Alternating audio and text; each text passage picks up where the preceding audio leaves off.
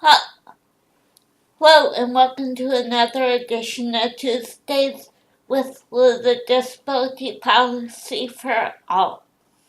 Today we have the great fortune to talk to Annie Imparato, who is the Executive Director here at AUCD. In addition to his job here at AUCD, Annie has a wealth of knowledge about disability issues, and one of that issue is the Social Security system. And he's on some committees regarding that issue. And today we're going to be talking about that.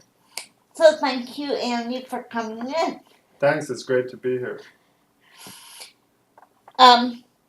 I understand you're on two committees regarding Social Security and to fix the system. Can you please tell us about those committees and the purpose of the committees? Sure, both committees are bipartisan committees that are trying to see where there might be some bipartisan agreement. And both committees have a focus on Social Security disability insurance because the trust fund that funds the benefits under that system is projected that it will run out of money sometime next year. So they're trying to figure out a way to deal with the funding. And then some members of Congress have an interest at the same time that they're dealing with the funding to try to reform the program. So one of the committees is being led by the Bipartisan Policy Center under the leadership of Senator Pete Domenici, who's a retired senator from New Mexico and used to play an important leadership role on budget issues for the Senate and also on mental health issues. He was one of the lead Republicans on the mental health parity legislation. And then David Hoppe has been staffing it. David is a father of an adult kid with an intellectual disability and again has played important roles as a staffer in Congress on things like the Individual with Disabilities Education Act reauthorization. He was very involved in the ABLE Act and other legislative activities. So that committee has met a lot, and it's kind of reporting in through the Bipartisan Policy Center to a bigger group that is looking at budget issues. So this would be a piece of a broader discussion of the budget that they're trying to have in a bipartisan way at that center. The other committee is being led by a nonprofit called the Committee for a Responsible Federal Budget, and they also have two former members of Congress who had served on the House Ways and Means Committee, one Democrat, Congressman Pomeroy, and one Republican, Congressman McCrary. That committee is also trying to come up with bipartisan approaches. They've commissioned a bunch of papers that folks are writing right now, and then they're going to put together a conference this summer to kind of go over the papers and the proposals that have come in and see where there might be some bipartisan consensus. Okay, thanks. Can you remind our audience what does bipartisan mean? Sure. In Washington, a lot of times if you're trying to do something in the legislative arena, you need support from Democrats and Republicans in order to actually have it become law. In the Senate, if you don't have 60 senators that are ready to vote for something, it's possible to block the bill from even being voted on. So in order to get 60 senators, unless you have 60 from one party, you're going to need some senators from the other party. And we haven't had 60 senators from one party for a long time. So bipartisan really means having support from Democrats and Republicans. In the Senate, there are some senators who are independent, but they vote with one party or another. But typically it means, Democrat and Republican support. Okay, thank you. And the next question is, and maybe you have already talked about this, but what are the differences in your mind of both of the committees that you're on? I think they're similar in the sense that they both are really interested in trying to come up with reforms to the Social Security disability program that would make it easier for people with disabilities to work, that would address the solvency issues, have enough money in the trust fund to pay out benefits, that would look at things like early intervention. What can we do while people are still connected to the labor force so they don't end up on Social Security disability benefits in the first place? They're looking at what other countries have done. They're looking at what the private disability insurance industry has done and see if there are things that we can learn from all of those systems to try to improve Social Security disability insurance in this country. The composition is a little bit different. The Committee for a Responsible Federal Budget has more academics involved. They have more people that have a history of playing a leadership role at the Social Security Administration involved. The Bipartisan Policy Center has more former Hill staffers involved and a broader range of advocates involved, but I think they have very similar goals. Okay, great. And will these will these committees make the system easier for people to understand the system? So keep in mind that both of these groups are advisory, right? So they'll come up, assuming that they reach consensus, which is not a safe assumption, but assuming that there's something that people can agree on, they'll make recommendations to Congress. And to the extent that there's stuff that could be done that doesn't require legislation, they might also make recommendations to the administration. But ultimately, it's up to Congress to make whatever legislative changes they're going to make. And it's up to the administration whether they're ultimately going to support what Congress does, because the president could always veto it, or whether they want to do some stuff administratively to try to improve the program.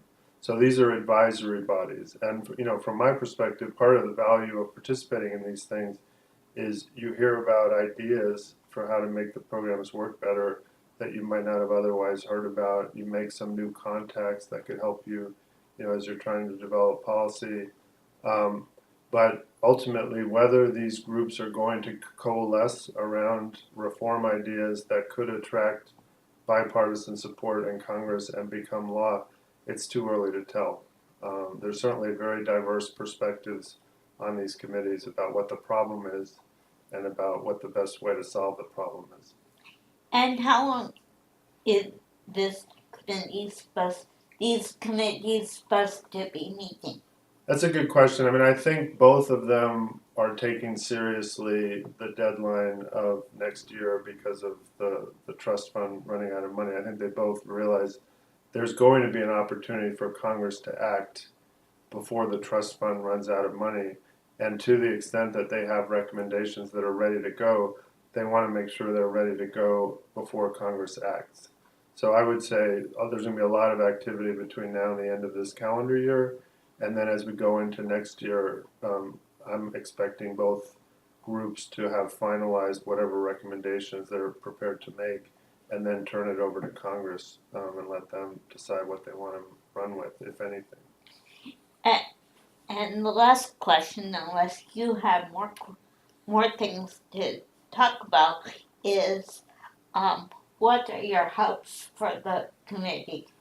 Yeah, no, that's a great question, and my hopes for Social Security disability insurance reform are really consistent with what AUCD has said in our legislative priorities.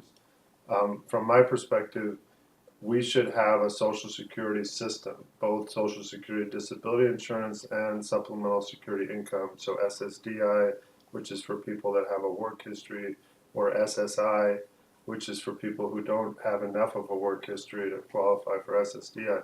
But that system of SSI and SSDI benefits should be easy for beneficiaries to understand. It should be easy for the Social Security Administration to implement and administer. It should encourage people to work and to have earnings. It should encourage people to save money so that they can buy a house or do other things that they want to do. And it shouldn't punish people when their income gets too high. Um, And right now, all of those goals, I would say, are not being achieved in the current system. I think it's unnecessarily complex. I think we still have a definition of what you have to prove in order to be determined to have a significant enough disability to qualify for benefits. You have to prove that you can't engage in substantial gainful activity, which most people understand to mean you have to prove that you can't work because of your disability. That's a 1956 definition that governs both the SSI and the SSDI programs. And our thinking about disability has changed since 1956. At AUCD, we believe that people with very significant disabilities can work, and we don't think because you have a very significant disability, that means that you can't work. There are a lot of reasons why you may not be able to work at a particular time, or you may not have success getting a job, and you should have benefits that support you. But I don't think it's a good idea to have 18-year-olds with intellectual disabilities be required to prove to the government that they can't work because of their intellectual disability in order to get support from the government. So my kind of hope is that what we could come out of this reform process with is an opportunity to test new approaches to provide income supports and other long-term care or long-term services and supports to people that are easy to understand, that don't punish people when they have a job or they have income, and that encourage people to work and don't require people to prove that they can't work in order to be eligible. I just thought about another question. Um, this have anything to do with the ABLE Act? Yeah, no, it's a great question. I mean, so the ABLE Act, and I know you've talked about this on your show, is a recent bipartisan achievement that was about allowing families to set aside money so that their adult children with disabilities could tap into that money to pay for things that they might want as an adult to meet, some of their needs as people with disabilities as an adult, to deal with healthcare expenditures, assistive technology, durable medical equipment, other issues, transportation, that otherwise they don't have the resources to pay for.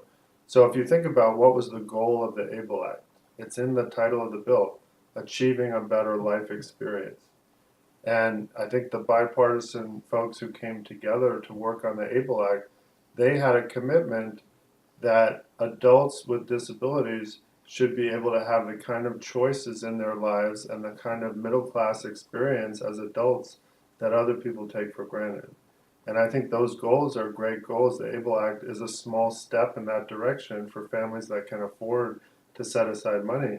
But I think it invites a much broader conversation about what else can we do to encourage people to build their assets over time, including people that don't come from wealthy families, to be able to save money and to be able to build up their human capital, so get a good education, but also build up their resources so they can participate in the middle class.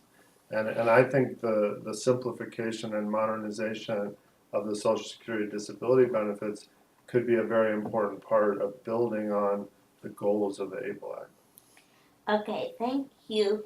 Is there anything else you would like to talk about regarding this issue?